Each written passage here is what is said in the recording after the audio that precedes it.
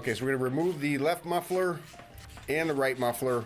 You leave the header pipe on the bike. This just gives you better access to the axle to move it in and out.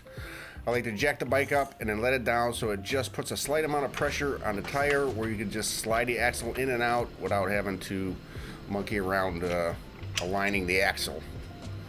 So simply pull the axle out, clean it and lube it. Slide our female axle adjuster on over the original axle adjuster that is welded to the axle.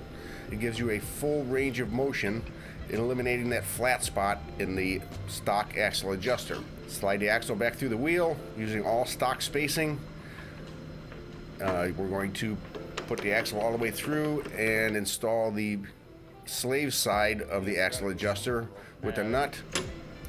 We're going to just snug this down a little bit. We're adjusting the axle to get the proper chain tension on our bike. As you can see, it falls right into that range where the stock axle adjuster has got the flat spot on it. Adjust our chain, get our proper tension on the chain. I'd like to see about 1 inch total up and down movement on a new chain.